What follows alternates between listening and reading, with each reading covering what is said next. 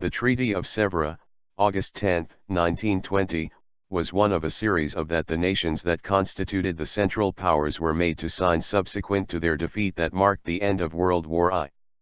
It was signed on August 10, 1920, which marked the beginning of the partition of, and the ultimate annihilation of, the Ottoman Empire.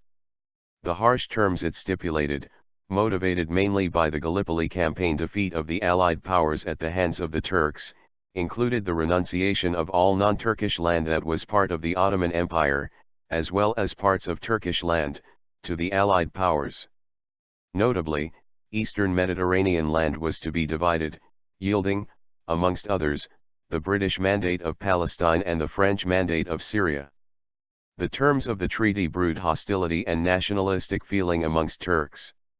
The signatories of the treaty, themselves representatives of the Ottoman Empire, were stripped of their citizenship by the Grand National Assembly led by Mustafa Kemal Atatürk, and the treaty ultimately led to the Turkish War of Independence, when a new treaty, the Treaty of Lausanne, was accepted by Atatürk and Turkish nationalists, and which effectively brought into being the modern-day Republic of Turkey.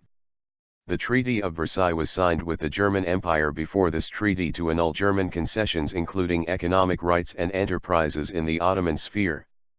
Also, France, Great Britain and Italy signed a secret tripartite agreement at the same date. The tripartite agreement confirmed Britain's oil and commercial concessions and turned the former German enterprises in the Ottoman Empire over to a tripartite corporation. The terms of the Treaty of Sèvres were far more severe than those imposed on the German Empire in the Treaty of Versailles. The open negotiations covered a period of more than 15 months, beginning at the Paris Peace Conference. The negotiations continued at the Conference of London, and took definite shape only after the premiers' meeting at the San Remo Conference in April 1920. France, Italy, and Great Britain, however, had secretly begun the partitioning of the Ottoman Empire as early as 1915. The delay occurred because the powers could not come to an agreement which, in turn, hinged on the outcome of the Turkish national movement. The Treaty of Sèvres was annulled in the course of the Turkish War of Independence and the parties signed and ratified the superseding Treaty of Lausanne in 1923 and 1924. The representatives signed the treaty in an exhibition room at the famous porcelain factory in Sèvres, France. The treaty had 4 signatories for the Ottoman Empire: Reza Tevfik, the Grand Vizier Damat Farid Pasha, Ambassador Hadi Pasha, and the Minister of Education Razid Halis, who were endorsed by Sultan Mehmed VI. Of the principal Allied powers it excluded the United States. Russia was also excluded because it had negotiated the Treaty of Brest-Litovsk with the Ottoman Empire in 1918.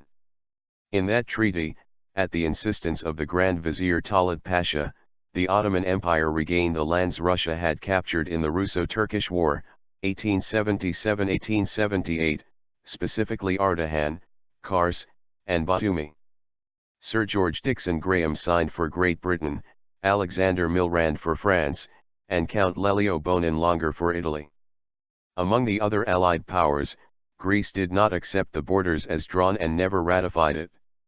Avetis Aharonian, the president of the delegation of the First Republic of Armenia, which also signed the Treaty of Batum on June 4, 1918, was a signatory of this treaty. The leaders of France, Britain, and the United States had stated their differing objectives with respect to the Ottoman Empire during the Paris Peace Conference, 1919. The common theme was the sick man of Europe had come to his own end. However, it was a shock to the world when the treaty said the Allies were in agreement keeping the Ottoman government of Istanbul, which remained the capital of the Ottoman Empire, though with the reservations of the conditions of the treaty. The treaty called for the expulsion of the Ottoman Empire from Europe. The treaty imposed terms so severe that British policy seemed to have succeeded in strangling the sick man of Europe in his sickbed in Asia Minor. The United States, having refused the Armenian mandate in the Senate, decided to have nothing to do with partition of the Ottoman Empire. The U.S. wanted a permanent peace as quickly as possible, with financial compensation for its military expenditures. However, after the American Senate rejected Wilson's Armenian mandate, Its only hope was its inclusion in the treaty by the influential Greek Prime Minister, Eleftherios Venizelos. The treaty solidified the partitioning of the Ottoman Empire, in accord with secret agreements among the Allied powers. Kingdom of Hejaz. The Kingdom of Hejaz was granted international recognition. Estimated area of 100,000 square miles, 260,000 square kilometers, and population of about 750,000.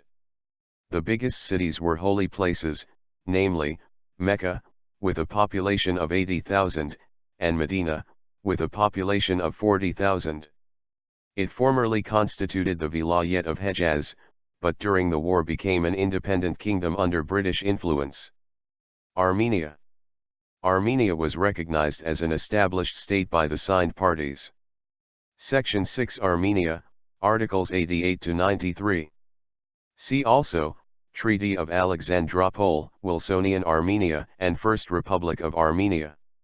Ottoman Empire. The Allies were to control the empire's finances. The financial control extended to the approval or supervision of the national budget, financial laws and regulations, and total control over the Ottoman Bank.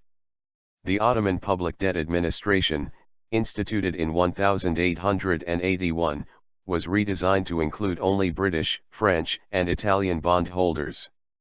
The Ottoman debt problem dated back to the time of the Crimean War, 1854-56, during which the Ottoman Empire had borrowed money from abroad, mainly from France. During the Conference of Lausanne, the Council decided that the Republic of Turkey was responsible for 67% of the annuity of the pre-war debt. The question of how payment was to be made, however, was not resolved until 1928. Also, the capitulations of the Ottoman Empire were restored to prior to 1914. Capitulations were abolished in the first year of the war by Talat Pasha. The control also extended to import and export duties, the reorganization of the electoral system, and the proportional representation of the races within the empire. The empire was required to grant freedom of transit to persons, goods, vessels, etc., passing through her territory, and goods in transit were to be free of all customs duties. Future developments of the tax system, the customs system, internal or external loans, or concessions could not be arranged without the consent of the Financial Commission of the Allied powers.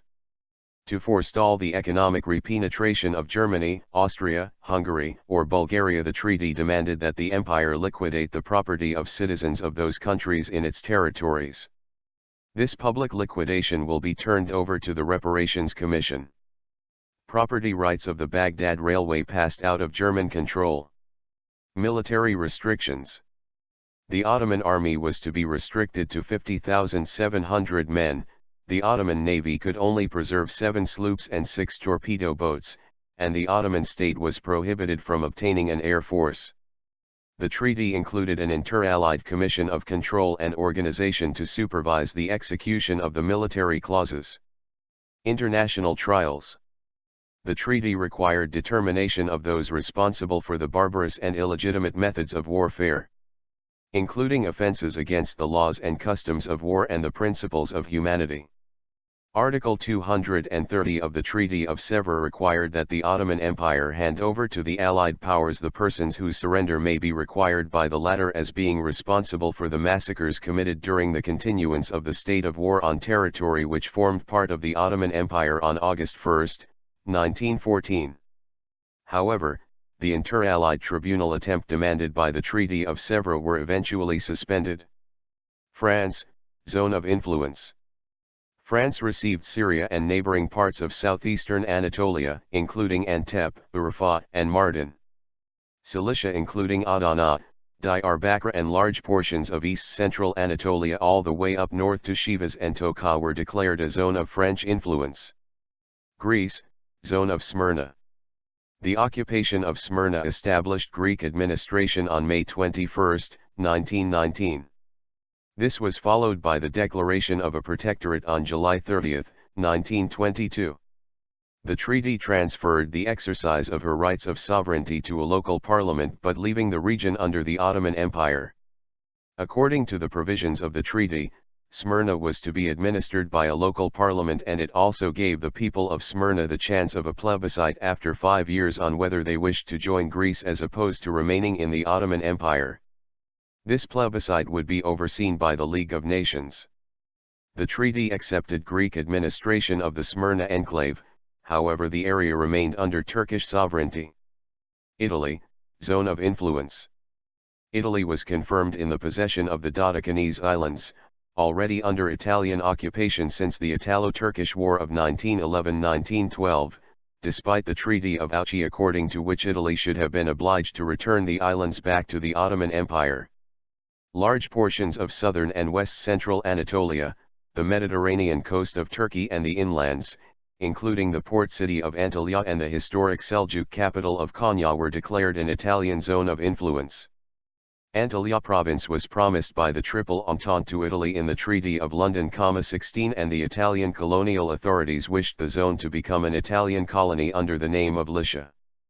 Kurdistan. A Kurdistan region was scheduled to have a referendum to decide its fate, which, according to Section 3 Articles 62–64, was to include the Mosul province. There was no general agreement among Kurds on what its borders should be because of the disparity between the areas of Kurdish settlement and the political and administrative boundaries of the region. The outlines of Kurdistan as an entity were proposed in 1919 by Sarif Pasha, who represented the Society for the Ascension of Kurdistan, Kurdistan Tili Semiyeti, at the Paris Peace Conference. He defined the region's boundaries as follows. The frontiers of Turkish Kurdistan, from an ethnographical point of view, begin in the north at Zevan, on the Caucasian frontier, and continue westwards to Erzurum, Erzincan, Kema, Arapgur, Basni, and Divrik. In the south they follow the line from Hayran, Sinjar Mountains, Tel Asfar, Erbil, Suleymaniye, Ak el-Man, Sin. In the east, Ravandiz, Baskali, Vezirkale, that is to say the frontier of Persia as far as Mount Ararat. This caused controversy among other Kurdish nationalists, as it excluded the Van region, possibly as a sop to Armenian claims to that region. Emin Ali Baturkan proposed an alternative map which included Van and an outlet to the sea via Turkey's present Hatay province. Amid a joint declaration by Kurdish and Armenian delegations, Kurdish claims on Erzurum Vilayet and Sasan, were dropped, but arguments for sovereignty over Ar and Mus remained. Neither of these proposals was endorsed by the Treaty of Sèvres, which outlined a truncated Kurdistan located on what is now Turkish territory, leaving out the Kurds of Iran, British-controlled Iraq, and French-controlled Syria. However, even that plan was never implemented, as the Treaty of Sèvres was replaced by the Treaty of Lausanne. The current Iraq-Turkey border was agreed in July 1926. Also, Article 63 grants explicitly full safeguard and protection to the Assyro-Chaldean minority. This reference was later dropped in the Treaty of Lausanne. The zone of straits was planned to be established covering both the Bosphorus and the Dardanelles. One of the most important points of the treaty was the provision that the navigation was to be open in the Dardanelles in times of peace and war alike to all vessels of commerce and war, no matter under what flag, thus in effect leading to internationalization of the waters. The waters were not to be subject to blockade, nor could any act of war be committed there, except in enforcing the decisions of the League of Nations. It included not only the straits proper but also the Bosporus and the Sea of Marmara. Free zones. Certain ports were to be declared to be of international interest. The League of Nations were completely free and absolute equality in treatment, particularly in the matter of charges and facilities, ensuring the carrying out of the economic provisions in commercially strategic places. These regions will be named as the free zones. The ports were, Istanbul from St. Stefano to Dolmabahce, Haydar Pasha, Smyrna, Alexandretta, Haifa, Basra, Trabzon, and Batum. Thrace, up to the Çatalya line, islands of Imbros and Tindas, and the islands of Marmara ceded to Greece. The sea line of these islands declared international and left to administration of zone of straits. Armenia was given a large part of the region according to the border fixed by President of the United States of America, which was referred as Wilsonian Armenia at 23, including provinces which did not have significant Armenian populations remaining after the war, such as the Black Sea port city of Trabzon. Citation needed. British Mandate of Iraq. The details as reflected in the treaty regarding the British Mandate of Iraq were completed on April 25, 1920, at the San Remo Conference. Oil concession in this region was given to the British-controlled Turkish Petroleum Company, TPC, which had held concessionary rights to the Mosul Vilayet province. With elimination of the Ottoman Empire with this treaty, British and Iraqi negotiators held acrimonious discussions over the new oil concession. The League of Nations voted on the disposition of Mosul, and the Iraqis feared that, without British support, Iraq would lose the area. In March 1925, the TPC was renamed as the Iraq Petroleum Company, IPC, and granted a full and complete concession for a period of 75 years. British Mandate for Palestine.